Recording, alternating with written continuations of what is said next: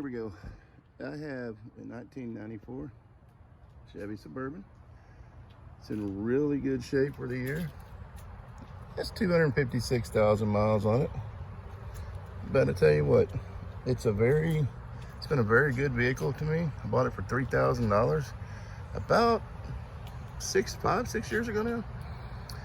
And yeah, I bought some rallies and put on it because I'm old school and I like that kind of stuff. Got that dent right there, but I really don't care. Guy slid into me in the rain and bounced off me and kept driving. Chased him, but yeah, I know, stupid. Chased him, but I couldn't catch him. Anyway, like I said, in really good shape. And been in a quite a long project with rebuilding the engine in this thing. 2 years ago in December, I had the transmission done as a stage 1 race up to 600 horsepower. Has a 2200 stall converter in it, Corvette servo, race pack, racing clutches, 5 upgraded Sprague, Sun Shell. It works. It's a tough transmission. It holds up. The problem is the engine didn't hold up. I was driving one day and all of a sudden I looked down and I didn't have any oil pressure, and by the time I could get into a turnoff, it died. So since it died, I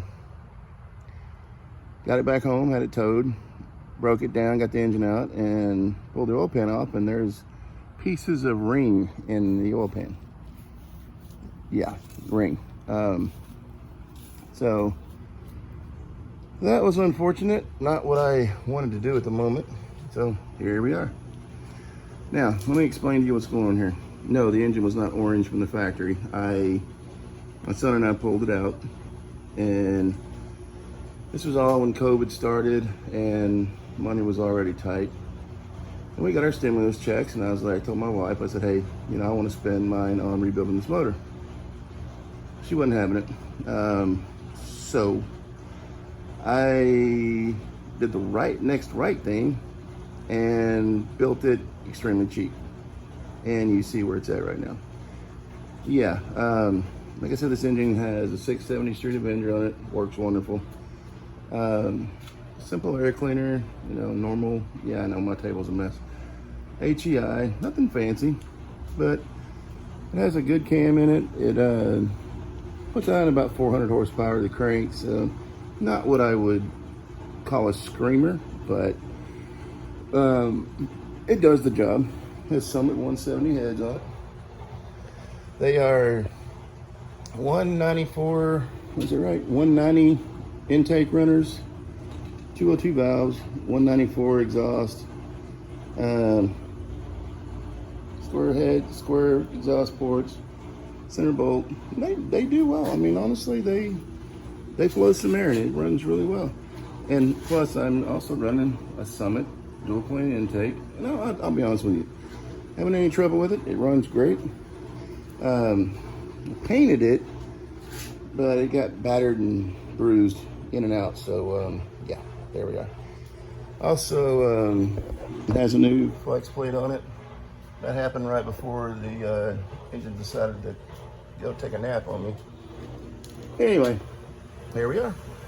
So what I'm gonna do is, I know this, I've taken the oil pan off of this thing when it was in the truck. And I know that I think 3 of the rod bearings are banging around. I was able to move them around and bang them around, which I know is not good. But here's what happened. I been doing this, man, a long time. And I knew better. I knew better than to go back the way I did with this thing. But I tried to do it on a budget and it came back to bite me. So here we go. I've ordered a remanufactured crank. It has been turned, let's see, where's the other side? The rods have been turned down 10 and the mains have been turned down 20. When you go on a budget route, I wanted a new crank, but they're like $240. Just couldn't do that right now.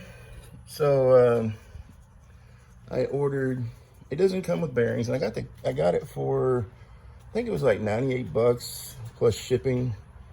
But I ordered Clevite 10 under. That's a single bearing because I was missing one. Yeah, ordered this Summit, part number 171010. They are 10 undersized for rod bearings. And I also ordered, let's see what we got here. These bearings, they're 5M909A-20. They're 20 under engine bearings for the mains. So what I'm gonna do is the right thing this time. I'm gonna break this motor down, and I'm going to, another thing I did that I knew better not to do, but I took the chance anyway, because I've gotten away with it before. You know, you give somebody an inch to take them out. Well, that's what happened here. What's happened is the cam bearings were really, let's just say they weren't in good shape. And I fought with it, and I was like, you know, it's not that expensive to get them changed out. But like I said, working on a budget, trying to get my truck back together, I decided to go with these cam bearings on a brand new cam. And well, what happened was it fired over. Got it fired over, started to break it in, then I started hearing knocking in the bottom end. Trying to get the cam broke in. The oil pressure was horrible. It was like, I think it was like 20 PSI at 4,000 RPM. Horrible. Come down to 2,000 RPM and it's almost at zero. And that told me right there that those cam bearings were garbage, and why am I using them? But I did it anyway. So here we are. I'm gonna make a series of short videos on this for a while. I'm gonna give you this heads up now, what's going on. And I'll get I'm draining the oil right now. I will get this thing flipped over and pan off, flywheel, flex plate off, balancer, front pulley, timing set, water pump, all that. I'll get all that off, and then I'll get back with you and show you what I'm looking at with the rods and crank. And I'm also gonna pull this cam, pull the top in. I'm just gonna take it completely down to bare block again.